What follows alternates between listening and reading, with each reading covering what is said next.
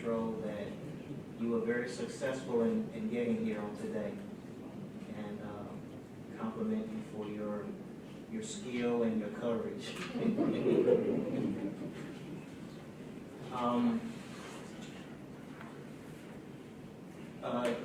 As you note on the schedule of program,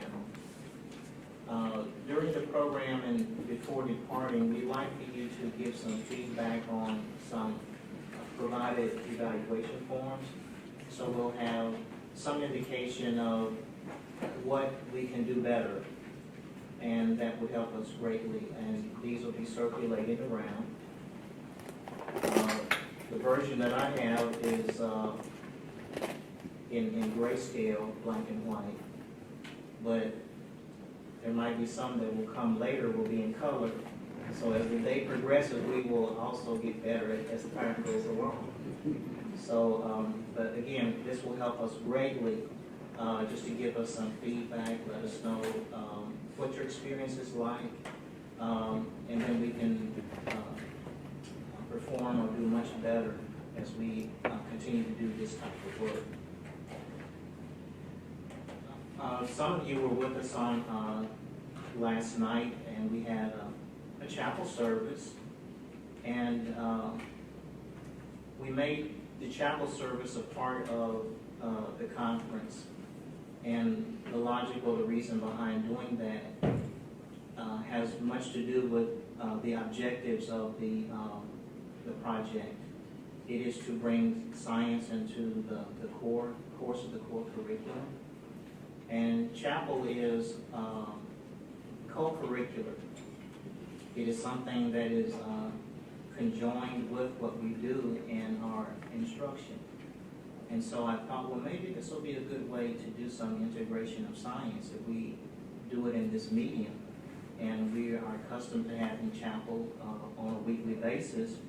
And through the sermon that was preached, it was an illustration, a good way of seeing how someone can bring science into that preaching moment. It may not be done that way every time someone delivers a sermon, but it did give us an illustration and give us a sense of the possibilities of what can happen when someone brings science into that preaching moment.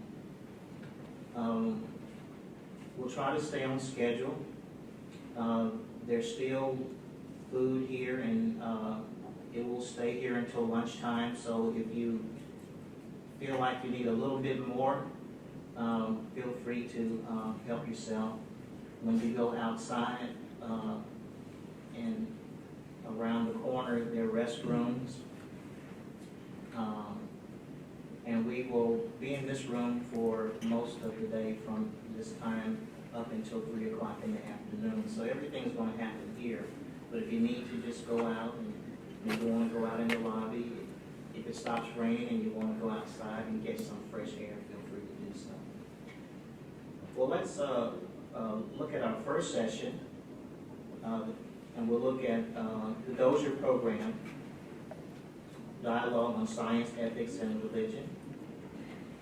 This is a program of the American Association for the Advancement of Science that has brought several theological schools together in this pilot project. And pilot in the sense that this is something new. This is something that we're doing together, and we're being very intentional about it.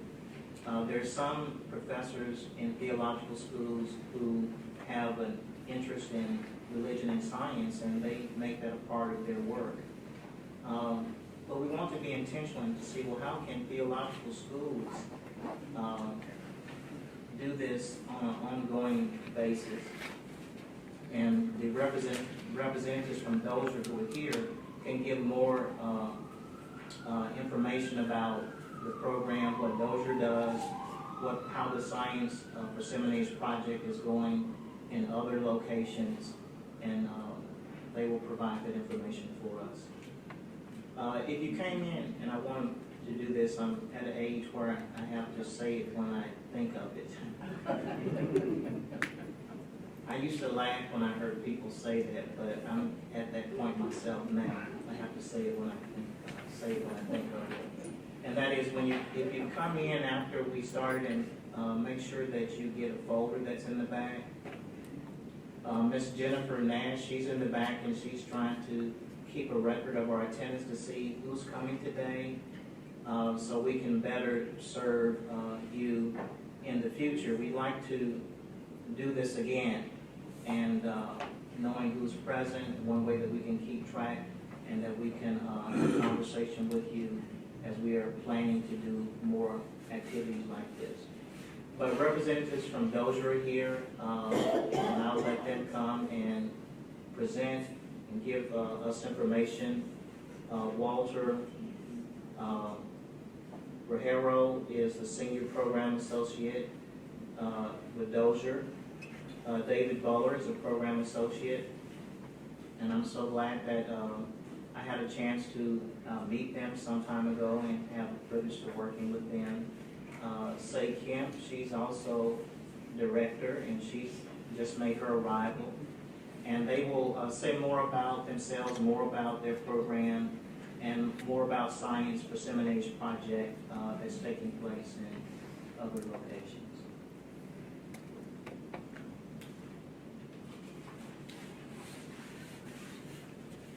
I'll let you operate the switch.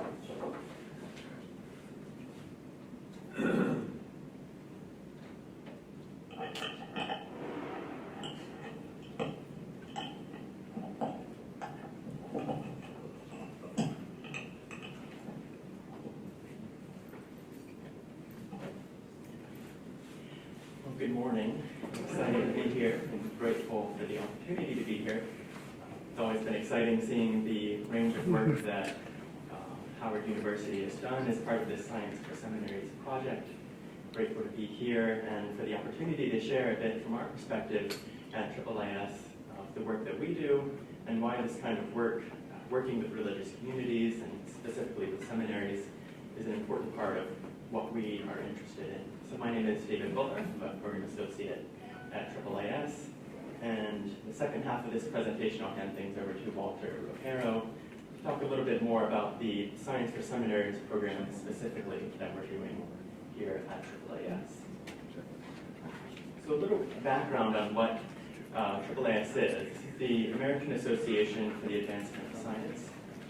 It's the world's largest general professional scientific society, so membership organization for scientists that includes all scientific sub-disciplines, whether it's genetics, chemistry, physics.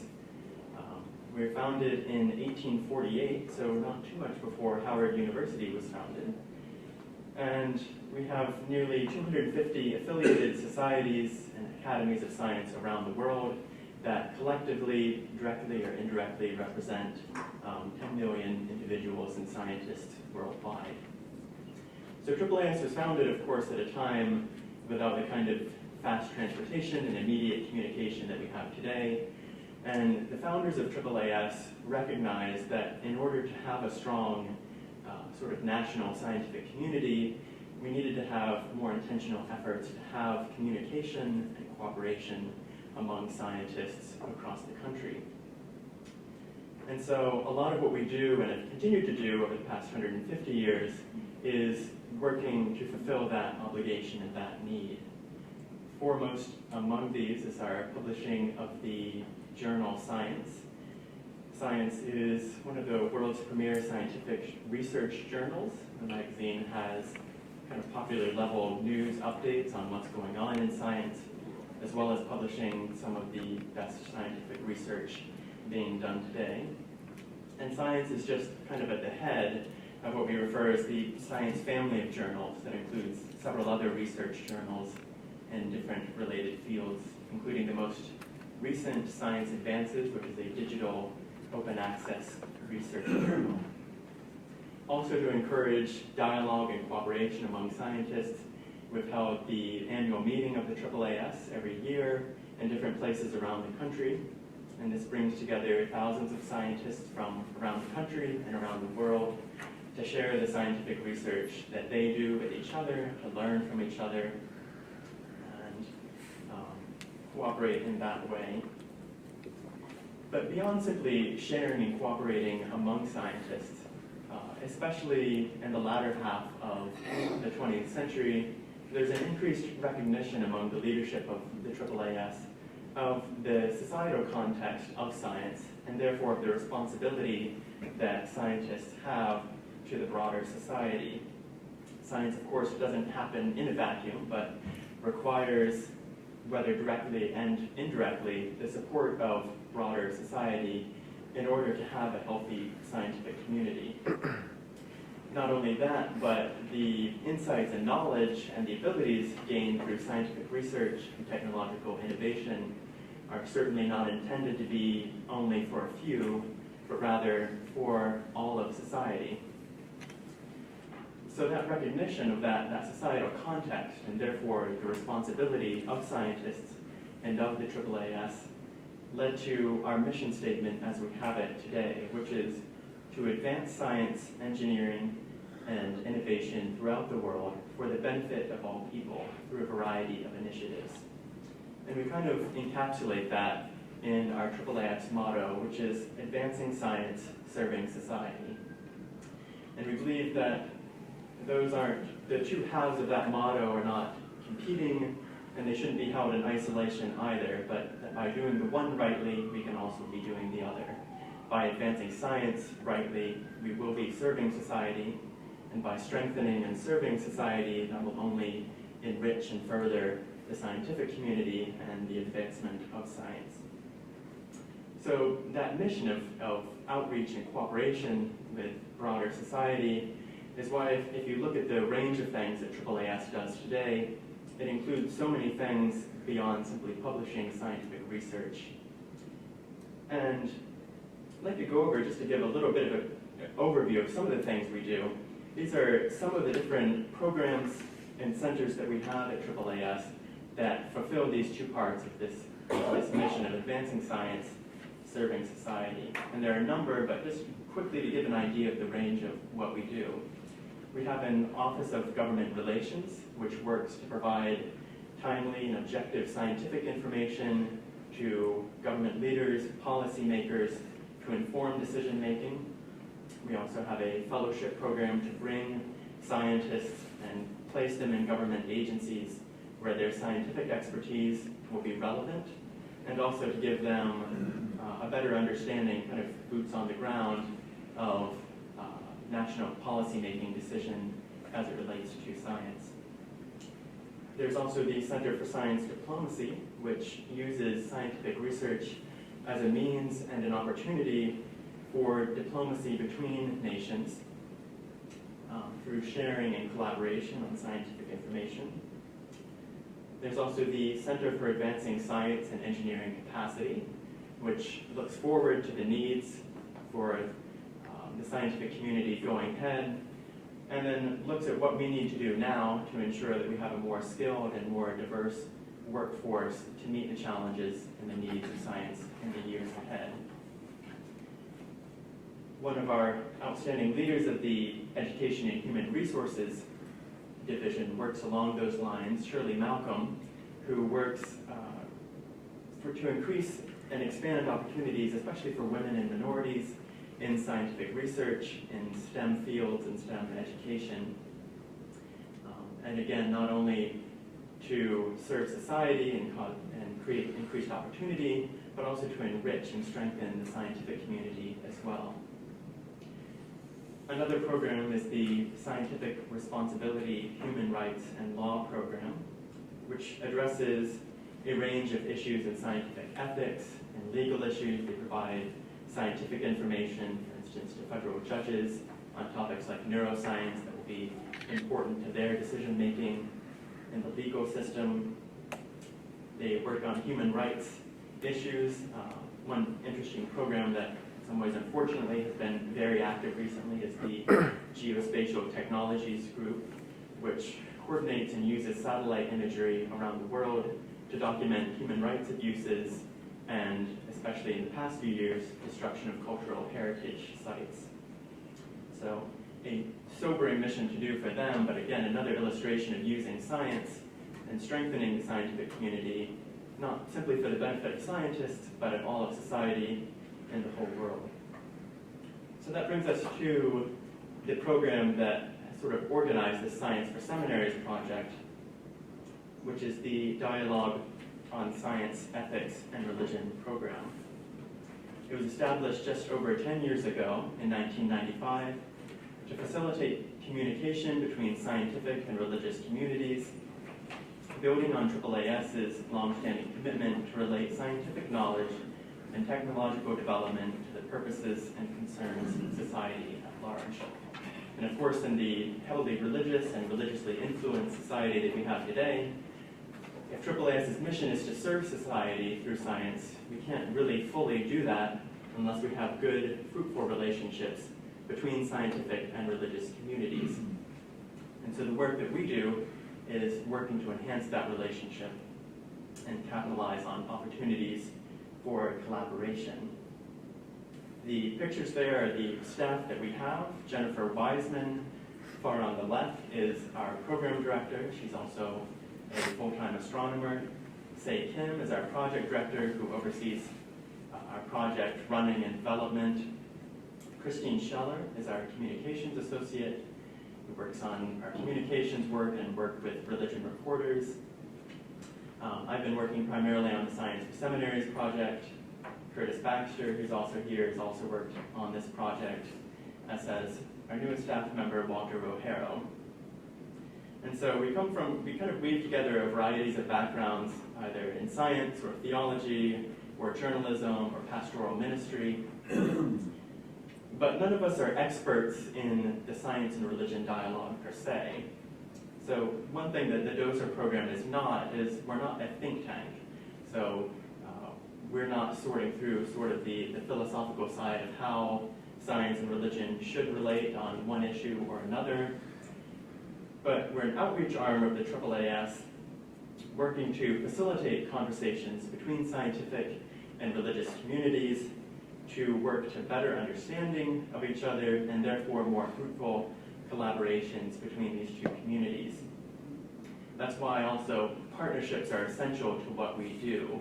With a full range of work that DOSER does, there's really nothing, whether it's a small event or a large project like the Science for Seminaries project, that we're really going at it alone. But we always require good collaborations with some people in the scientific community and a variety of religious leaders and institutions.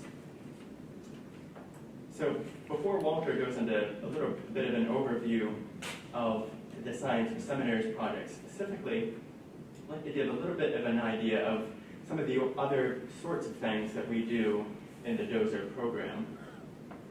I mentioned that AAAS has an annual meeting every year that brings together thousands of scientists, and every year DOSER will host a symposium for scientists, bringing together scientists and religious leaders to talk on some issue of concern to both of them. Most recently, this February, we had a symposium called Biodiversity, Scientists and Religious Communities, Conservation Through Collaboration. And we had a couple of scientists and then a seminary leader, actually at one of the other seminaries in our Science for Seminaries pilot program, who talked about the needs for conservation and the great importance of having collaboration with religious communities in the work of conservation.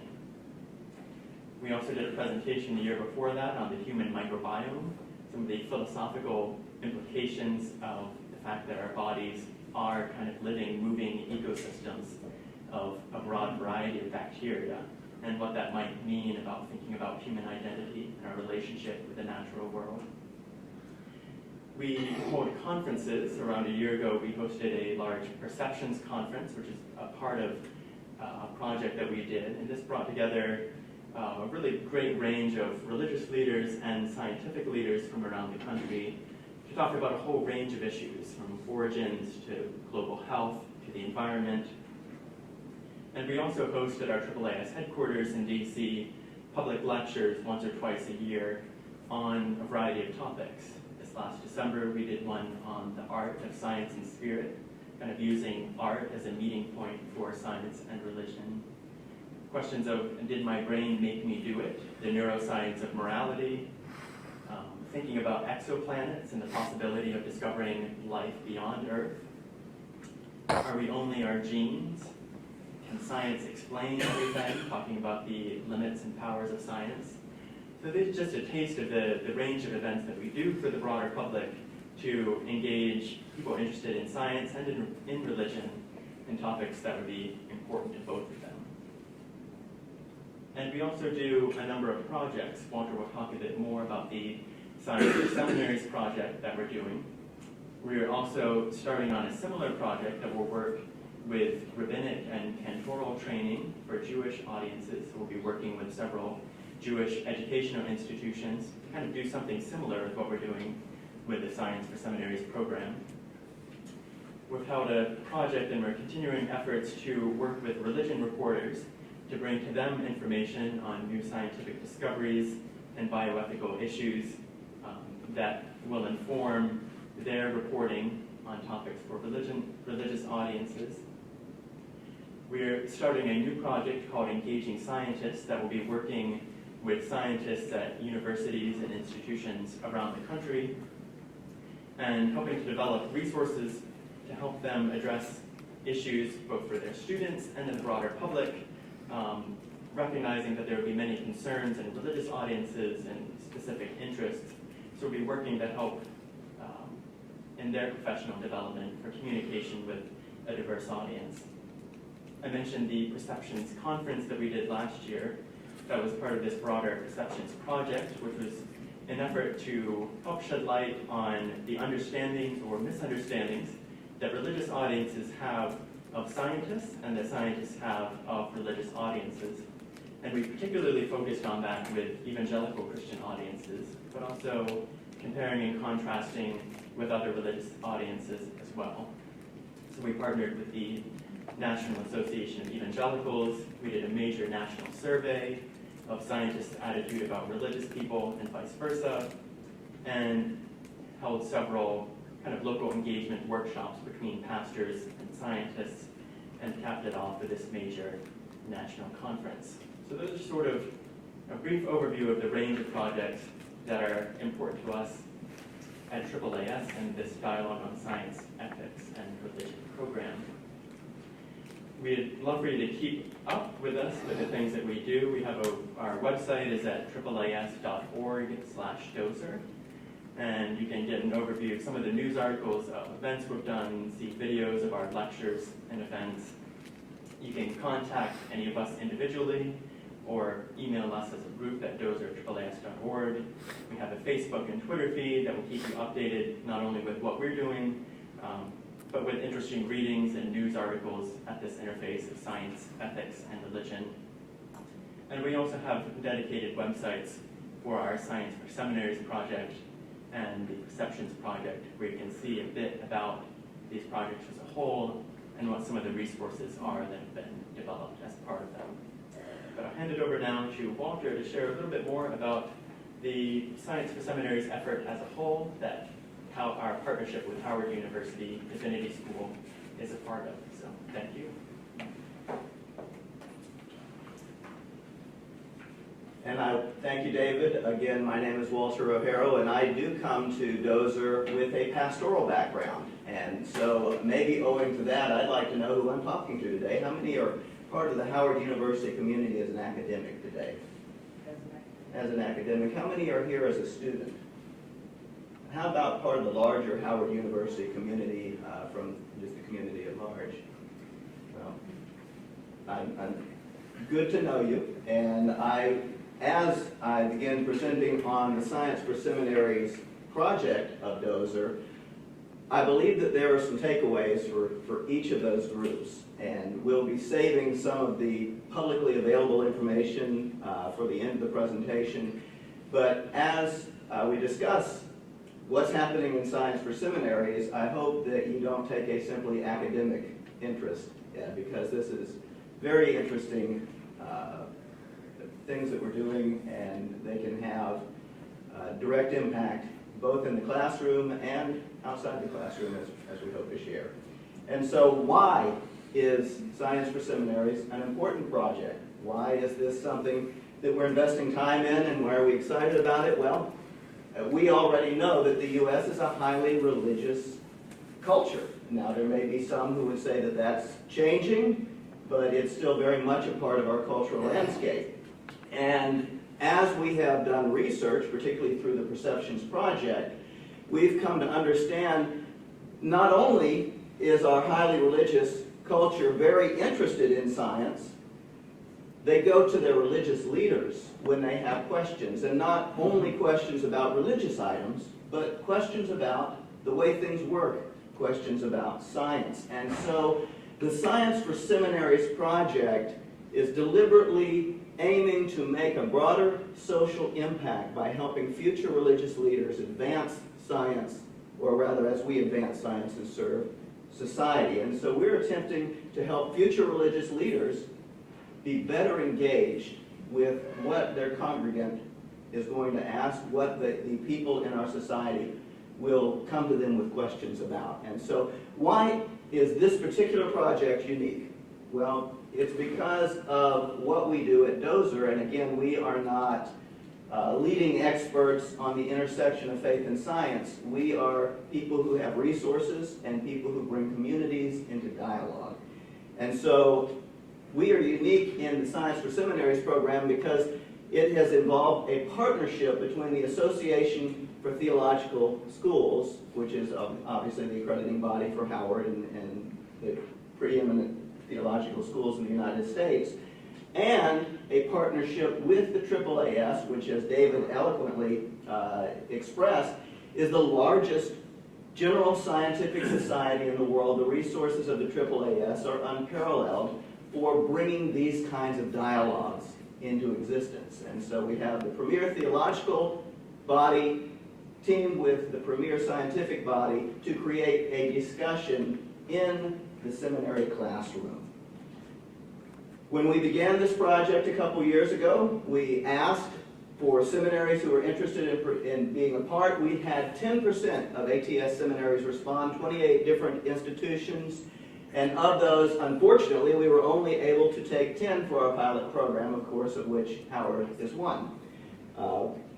We actually had to expand the program because of the robust interest among seminaries.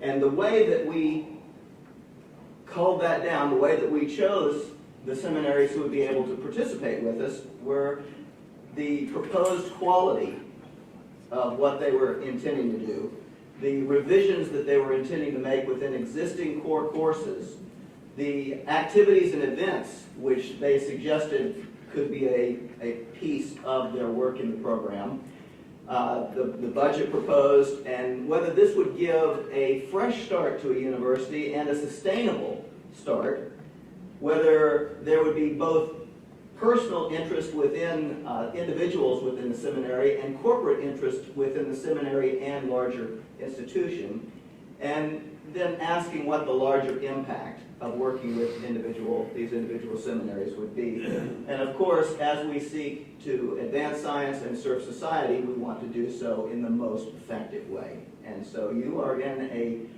a university that was deemed to be on the cutting edge of this dialogue, and we are very excited that Howard was successful in their application and partnered with both ATS and the AAAS.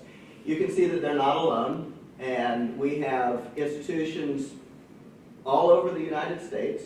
We have institutions across the theological spectrum of the United States, both Catholic and Protestant, from liberal to very conservative traditions, including traditions that embrace charismatic and Pentecostal, to traditions or universities that embrace universalism. And so again, we had an eclectic group of seminaries make application, and we had a broad selection of those seminaries to participate in the project. And because of that, we have learned quite a bit, and we have, we believe, made an impact across the theological spectrum through creating this dialogue.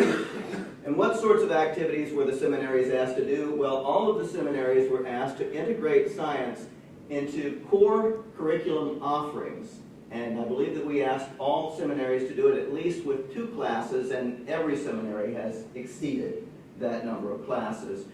And we have asked that it be in the core curricula because we are interested in helping future religious leaders become as much in conversation with the issues of science of the day as possible. And so we are looking for the broadest impact in aiming at the core classes, and we have the seminaries produce first a class for the first year and then modify that for the second year. So there was a development in the quality of what was being offered, and we've learned through this process with these 10 seminaries what some of the best practices of doing this are, both what's worked and what hasn't worked. The second piece that we asked the seminaries to do was to conduct an all-campus event. And again, all of the seminaries have exceeded our wildest dreams of what that would mean. And we have had everything from book clubs to campus-wide surveys to sermon competitions to contests for articles to be published to, of course, conferences and lecture series, and the sorts of items that we may immediately think of when we think of bringing an interdisciplinary approach to the academic world. And so two things that we asked all of the universities to do, and we are extremely pleased with the way that all 10 universities have responded and how they have contextualized the science to the core courses of their seminary work and contextualized it to whichever tradition they were a part of. Now, the resources that we as the AAAS brought, we didn't come to the seminaries and suggest this is how to do this. Again, we create dialogue. And so what we were able to provide were guidance in networking the seminaries with local scientists who may be an apt partner for the seminary faculty to join with and create in their own context this core curriculum work. We were also able to connect faculty mentors who have experience already in doing this, in integrating science and seminary courses, and some of the leading experts in the field have signed on and been a part of this project because of the power of the partnership between ATS and AAAS joining for this Science for Seminaries project. In addition to that, we provided subscriptions of Science, the flagship journal of the American Association for the Advancement of Science, as well as Scientific American, because it also is strong science and it is at a more popular level in general than Science Journal. And we wanted to give as much access to live and developing science as possible as a resource. And finally, we helped fund and serve to come alongside different gatherings and meetings at the seminaries themselves to develop curriculum, to produce the campus-wide events and those follow-ons to being a part of the project. And so we have been a hopefully appropriately active partner without being too much in the business, if I can say it that way, of the seminaries. As the seminaries have looked at how to do this, they have approached fascinating topics, the philosophy of science, the historical relationship between science and religion, astronomy, chaos theory, quantum mechanics, relativity, environmental climate change, extraterrestrial life, evolution, neuroscience and the mind, and they have individually in different ways and in different courses brought these kinds of large questions, these kinds of active edges of scientific research into the core curriculum of such seminary classes that would address the history of Christianity, Pentateuch studies, pastoral care and counseling, including personal identity, ethics classes, health and healing classes, depending on the university, and even classes in the prophetic literature. And so there's been a very interesting dynamic that has happened between the scientific and the advisory arms that have been networked with the seminaries as they have worked to contextualize these kinds of areas into the core coursework of the seminaries. And where we stand currently in the project, we are solidly in the second academic year of the project, which means that the seminaries have conducted their initial round of courses, they're in their second round of courses, and there'll be some follow-ups as we begin winding the program down. But we are also learning from what has happened in this interaction, and we are producing materials that can serve as ongoing aids, both for other seminaries, for those in the field, and for the existing faculty as well. And foremost among those is a video series, which David is very much in the middle of working on and doing an admirable job spearheading. And the video series will be a series of 6 very short videos of about 10 minutes that include the topics: Have Science and Religion Always Been at War?, The Methodology and Limits of Science, Neuroscience and the Mind, Evolution and Overview, Are Humans Unique?, and General Cosmology and Astronomy. And these videos are tapping some of the key scientific figures in these very fields. And we are putting together interviews with them that are designed specifically for the core coursework of seminary classrooms, so that professors have a resource, and so that those who are interested have a resource. These will be publicly available on our website when they're produced. And so when you get the opportunity to sign up for the website at the end, I do encourage you to do that. There'll be some very powerful resources that are being developed out of what we're learning through this partnership between seminaries, the AAAS, and ATS. And among the forefront of that will be this video series. Secondary to that, or alongside that, are a series of summer faculty enrichment retreats, which will begin in June and be conducted in June, July, and August of the year. There'll be 3 retreats which encompass 3 ecclesiastical families: Catholic and Orthodox, mainline Protestant, and then evangelical and conservative Christian groups. And the retreats are set up to take the knowledge and the synthesis that has been happening in these 10 universities and give that to other professors who are interested in doing something similar in their own universities. And they're also set up to enable the existing seminaries to discuss with one another, deepen and further the work that they've already begun, and create new and more interesting, I hope, relationships between the 10 pilot schools as well. And these will be intimate workshops between those who have been doing this pilot program and a select number of individuals invited to attend, and I'll talk about that in just a moment. And there are opportunities to develop their teaching skills, explore new approaches to doing this, what's been learned, what's been gleaned from these 10 pilot schools, and to create relationships and networks, to create ongoing partnerships and mentorships within the seminary and scientific communities, and helping people who participate learn to find, evaluate, and utilize scientific resources, contribute to building capacity for positive dialogue on issues at the intersection of religion and science. And of course, those last 2 are our goals for the retreats. When we made this publicly available, we had 137 individuals make application to the retreats, which is remarkable when we consider that it represented 37% of ATS member seminaries, 102 different seminaries.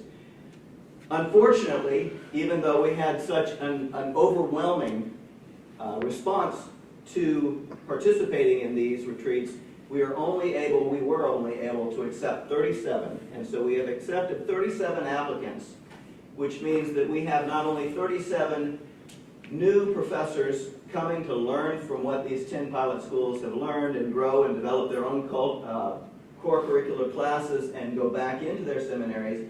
It also means that is 37 additional schools who will be the inheritors of what these 10 schools have learned, which means that the total impact on the seminaries in the United States in the ATS seminary accreditation, of which I believe that there are about 270 roughly, will be 47 of that 270. And so the outcomes we expect are not only that impact, but these relationships that develop both between the seminary faculty who are wishing to better engage our society, better engage our culture, and be able to address the questions of the general populace, but the relationships which spring up between the scientists who've been a part of this and the academic advisors. And most of our seminaries indicate that the strongest thing that has worked out of this are the relationships, are the new connections and the friendships that have developed between individuals who've been brought together to talk about how we can do this and what it means. And so we expect that those relationships will be deepened through the retreats and broadened, and new connections will be made. Secondly, we expect that out of the retreats for there to be resources that will be widely available, and certainly to the seminary community, if not to the general public. We've already mentioned the video series, which David is heading up. In addition to that, the 10 pilot seminaries will be submitting sample syllabi, and some of them have already begun that process. So those professors who ask, well, how do I address this subject in a theologically responsible way within my tradition, will have some resources that they can simply pull and say, well, here's how Howard did it. Here's how Catholic University of America did it. And they won't be starting from scratch. And of course, we hope that there's much, much broader output, and we hope that there is deep and ongoing connectivity in new ways that foster this dialogue between seminaries and active science, living science, so that we all are able to better serve society. Again, we encourage you to stay connected with us. The best way of knowing both what's happening as we host lectures and new programs, as well as receiving the materials that will be made available to the public, is being in contact through our website, our Twitter feeds, and our lists. Thank you very much. David, I'd invite you to come up, and I believe that we have a little time. I'm hoping for questions. I don't know how long I've rambled on, but wonderful. Yes, sir. Given your progress to date, are you limiting yourself to just dealing with the academic institutions that you've noted, or is it possible to reach out into churches as well? That's a fantastic question. Of course, we are seeking to work within academic institutions because they have very direct ties, although it is removed by one step, to churches. The way that Dozer works within these programs are the programs themselves, the Science for Seminaries, have very clear delineations. And so this program may find a new life in a new way in the future, but as it's currently structured, it works to the end of this year, and then the funding ends and those sorts of things. And we're constantly working to ask what's next and how do we approach what's next. And certainly local pastor, congregational education is an aspect of what we're considering and attempting to understand both what we can do and also what we could entice funders to help us do. Yes, ma'am. Kind of piggybacking on his question, have you seen any of the seminaries involved in the program and setting up their curriculum have somehow reached out to the local churches and made them, part of what they're doing in this process? Yeah, in a variety of different ways. A lot of them, as Walter said, one of the key elements that they were required to propose in their project was a campus-wide event. And most of the seminaries that have done that have found ways to include alumni and pastors in their local area in that.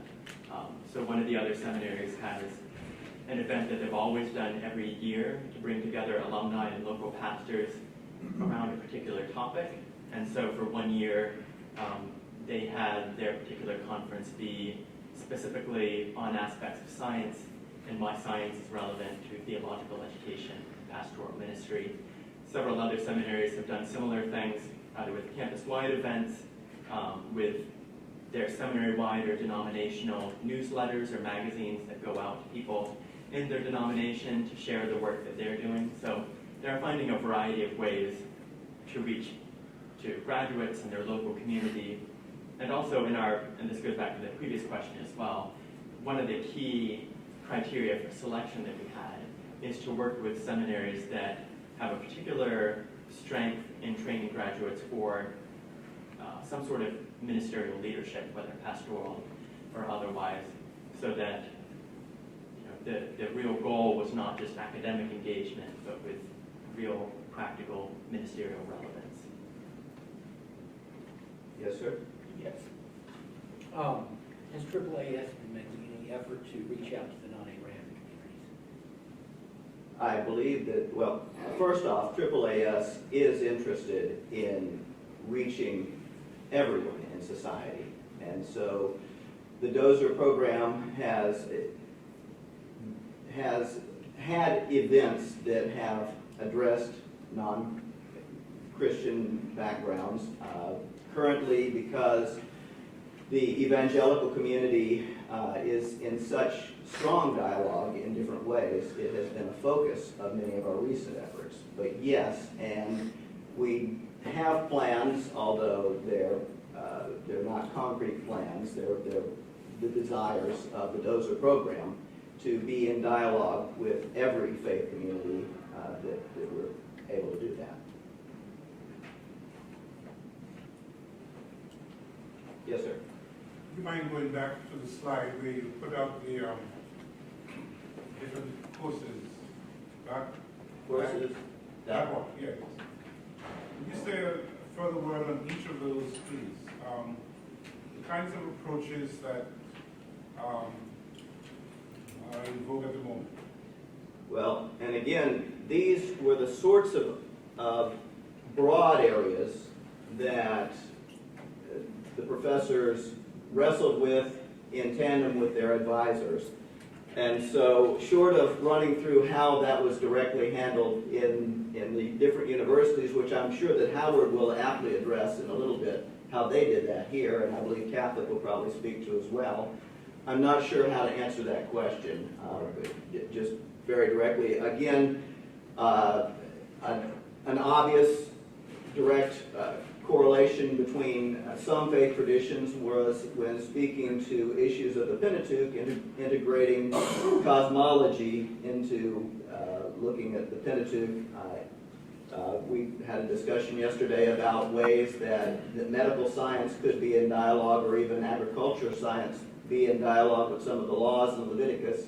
And so it really is sort of a large playground between these ideas and then what was a felt need within the individual seminaries. My concern is the kind of partnership that you're proposing. Would those topics lend themselves to scientists leading courses in seminary? And the courses aren't led per se by the scientists, if that's your question. So the courses kind of continue along with the same sorts of course goals that are already part of that course already, but engaging with science maybe just for 1 week or with an extra reading or two or a guest lecture, where they can bring in some sort of scientific content or a guest lecturer that would help illuminate and advance the course goals. So how exactly the science is integrated and how that will contribute to the course goals is something that was worked out by the individual project faculty when they submitted their proposal to us. So it's kind of up to them to say what their course goals are and how they wanted to bring in science to help contribute to those goals. And I would piggyback that the extent to which that was done was largely up to the school and the professor as well. And so this is not a proposal to teach theological classes differently so much as to provide an enrichment to existing theological education to better serve both the theological community and the society as a whole. Can I follow up? My concern is about levels of competency. Clearly, minimal competency is assumed. But I'm thinking about optimal competency in terms of this integration. And so looking at those 8 course areas there, right? Who is optimally competent to deliver what would make a difference to students, whether they are in seminaries or in, say, College of Arts and Science? Well, that's why we brought a partnership. And so we have in the room with us a paleontologist who is an extremely competent scientist and is strongly involved in the faith and science dialogue as well, who served as an advisor. And he did not come to tell the professors how to teach theology, but what the competence in these areas were, so that they could then bring the competence that they already possessed to bear or to think in new ways. And I'm sure that that conversation will happen in very specific ways when we look at the individual universities. Thank you. I was interested in possibilities that science and that, well, really the AAAS may have in facilitating outcomes of this focus in this regard. As an academic center, one of our obvious interests would be partnerships between, say, arts and science and theology school in research grant applications, particularly those that would engage faith-based communities in the design of research projects. Now, I'm thinking ahead, so you get this interdisciplinary program operational, and yet many of the reviewers and experts in the different areas are experts in their disciplinary aspect. So I'm just wondering, to what extent are you also focused on review boards for grants to begin to ensure interdisciplinary expertise in the review of grants that may come from an academic addressing a target area here, but not represented in the existing review boards and groups? Just thinking about, and also then science as a premier journal being prepared to accept publications from these combined areas. Likewise, that may be outside of an interdisciplinary perspective of very expert reviewers. It reminds me of one thing I've heard frequently from professors engaged in the project is that one of the key outcomes, perhaps, that wasn't thought of that much from them at the beginning of this project was the opportunity to push back against the kind of siloed nature of university culture and to develop and encourage interdisciplinary thinking. So hopefully this is kind of a catalyst for building those kinds of relationships that would help further that more in the future. And at least as we're currently structured, DOZER is not an entity that would be able to do the sort of work that you're suggesting. We bring people into dialogue much more than provide the expertise to vet what is produced by that dialogue. But didn't I understand that you have specific relationship with the accrediting boards for the theology school, and you had science, which is like an accredited media for academic research? So I was really looking at the perspective to which this DOZER is in a position to give some PR to the expected outcomes from academic centers, i.e. research grants and publications that will come out of this, to begin to think about the review boards in the very disciplinary areas, to be sensitive to a fair, shall I say, review of these cross-disciplinary type projects. I think it's fair to say that right now, that's not part of our immediate plans, but we would be very happy to be in dialogue about that idea and see if there's some future for it. Thank you. Thank you very much. Thank you. take a break, and you can help yourself. There's still some,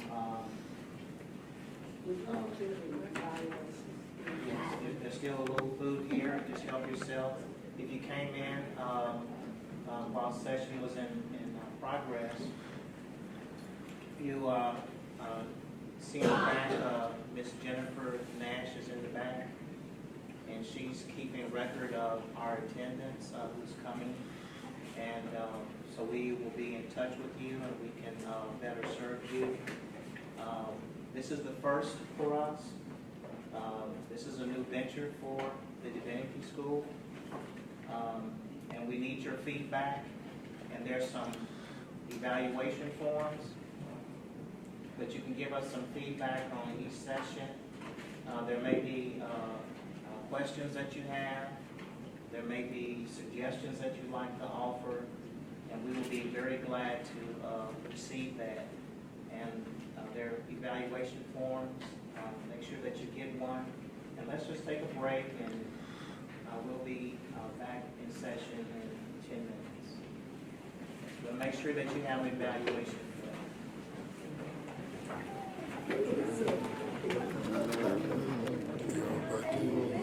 form.